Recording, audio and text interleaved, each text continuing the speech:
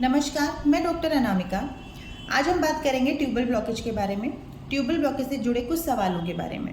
पहला सवाल ये रहता है लोगों का कि अगर हमारी ट्यूब बंद है तो हमारे पीरियड्स हर महीने रेगुलरली कैसे आ रहे हैं। तो पीरियड्स का आना हमारे हार्मोनल प्रक्रिया से जुड़ा हुआ है। मतलब जो हर महीने हमारी साइकिल आ रही है उसमें एंडोमेट्रियल थिकनेस यानी बच्चेदानी की जो झिल्ली है, परत, जो हर महीने डेवलप करती है, अगर इम्प्लांटेशन या कंसेप्शन नहीं होता है तो हर महीने वो शेड ऑफ हो जाती है। उसका हार्मोन से कनेक्शन है, ट्यूब से हमारा कोई कनेक्शन नहीं होता है, इसलिए हमारे पीरियड रेगुलर रहते हैं ट्यूब ब्लॉकेज में भी। दूसरा सबसे बड़ा सवाल होता है लोगों का, मैम अगर हमारी ट्यूब बंद है तो हमें तो कोई सिम्टम नहीं है, ना हमें कोई सूजन है, ना हमें कोई दर्द है, ना हमारी इम्यूनिटी कम है, ना हमें कभी बुखार आ रहा है, ना किसी भी प्रकार की कोई समस्या है, तो हमारी ट्यूब कैसे बंद हो सकती है। तो कई बार हमारे ट्यूबल ब्लॉकेज में कोई सिम्टम नहीं होता, बशर्ते हमें एंडोमेट्रियोसिस ना हो, हाइड्रोसैल्पिंग्स ना हो, या फिर हमारा टीओमास ना हो। एंडोमेट्रियोसिस की वजह से अगर कई बार ट्यूब ब्लॉक होती है तो पेन हमें एंडोमेट्रियोसिस की वजह से हो सकता है, पर सिर्फ ब्लॉकेज में पेन हो ऐसा नहीं होता। दूसरा, टीओमास है अगर, तो ट्यूब और ओवरी के बीच में अगर कोई भी प्रकार का मास डेवलप कर गया है या बन गया है तो उसकी वजह से जब पीरियड के ड्यूरेशन में जब कॉन्ट्रैक्शन होता है उसकी वजह से हमें पेन हो सकता है, सिर्फ ट्यूबल ब्लॉकेज से पेन नहीं हो सकता। तीसरा, अगर हाइड्रोसैल्पिंग से यानी हमारे ट्यूब में पानी भर गया है, पानी भरने की वजह से वो बलून लाइक स्ट्रक्चर हो गया है, तो उससे हमारे वेजाइना के थ्रू हमें कई बार स्मेल आ सकती है, कलर चेंज डिस्चार्ज हो सकता है, ब्राउन डिस्चार्ज हो सकता है, वाटरी डिस्चार्ज हो सकता है, स्मेल, इचिंग या बर्निंग हो सकती है, लेकिन उससे कई बार पेन होता है और कई बार पेन नहीं होता है। तो सिर्फ ट्यूबल ब्लॉकेज में पेन हो ज़रूरी नहीं होता है, या कोई सिम्टम हो ये भी ज़रूरी नहीं होता कि ट्यूब ब्लॉक हो गई तो हमें सर्दी, बुखार, जुकाम या कोई खराश हो या फिर हमें कोई स्वेलिंग हो किसी प्रकार की, ऐसा ज़रूरी नहीं है। अगर किसी डिजीज़ की वजह से हमारी ब्लॉकेज हो गई है, जैसे अभी मैंने बात करी एंडोमेट्रियोसिस या इसकी हाइड्रोसैल्पिंग्स या टीओमासिस की वजह से, तो कई बार सिम्टम देखने को मिलते हैं, और अदरवाइज हमें सिर्फ ब्लॉकेज में कोई सिम्टम्स देखने को नहीं मिलते हैं। तीसरा सबसे बड़ा सवाल होता है कि मैम हम आपकी डाइट और योगा अगर ना करें तो क्या हमें कोई रिजल्ट नहीं मिलेगा। तो कई बार ये देखने को मिलता है हमें कि अगर जो भी व्यक्ति हमारी दिनचर्या या ऋतुचर्या फॉलो नहीं कर रहा है तो उसको उस तरीके के रिजल्ट देखने को नहीं मिलते हैं। आहार और विहार का आयुर्वेद में बहुत अच्छा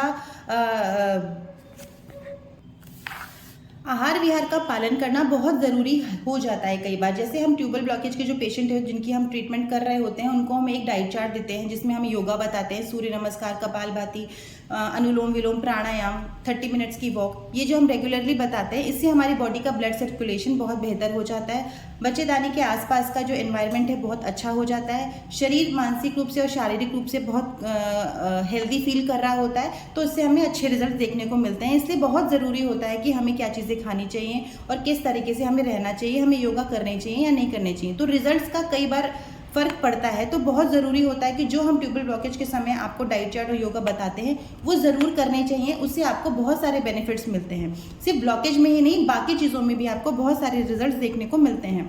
लास्ट जो सबसे बड़ा सवाल होता है कि क्या मैम मिसकैरेज के बाद ट्यूब ब्लॉक हो जाती, क्या हमें तो प्रेगनेंसी आई थी तो हमारा ट्यूब कैसे ब्लॉक हो सकता है। तो प्रेगनेंसी आई थी, उसके बाद आपका मिसकैरेज हो गया था, मिसकैरेज में कई बार कुछ जो प्रोडक्ट होता है वो ट्यूब में जा सकता है, ब्लड का कुछ पार्टिकल्स होते हैं जो ट्यूब में जा सकते हैं, जो कई बार हमें देखने को मिलता है कि वो ट्यूब ब्लॉक कर सकते हैं। तो हाँ, प्रेगनेंसी एक बार हुई है, उसके बाद अगर मिसकैरेज हुआ है तो ट्यूब ब्लॉकेज ज़रूर चेक करा लेना चाहिए, तो भी ट्यूब ब्लॉक हो सकती है।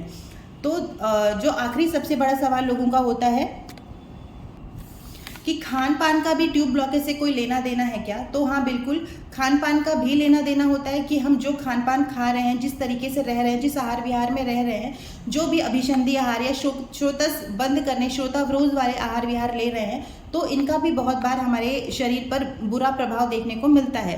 तो ट्यूब ब्लॉकेज के जो भी पेशेंट यहाँ से ट्रीटमेंट ले रहे हैं, जो नहीं ले पा रहे हैं, कई बार अगर वो सारी चीज़ों को घर में भी अगर पालन करते हैं तो उन चीज़ों से बच सकते हैं। तो ट्यूबल ब्लॉकेज की समस्या से बचने के लिए भी आप अगर कई बार आपका दिनचर्या, आहार विहार अगर फॉलो करते हैं तो भी आप उन सारी चीज़ों से दूर रह सकते हैं। और एक सवाल ये भी होता है लोगों का कि मैम ट्यूबल ब्लॉकेज में जो आप आयुर्वेदिक ट्रीटमेंट देते हो उसके कितने % चांस रहते हैं। देखो, हर पेशेंट का वेरी करता है कि हम हर पेशेंट को बताते हैं कि आपके ट्यूब खुलने के कितने % चांस है, वो डिपेंड करता है कि ट्यूब की हेल्थ कैसी है।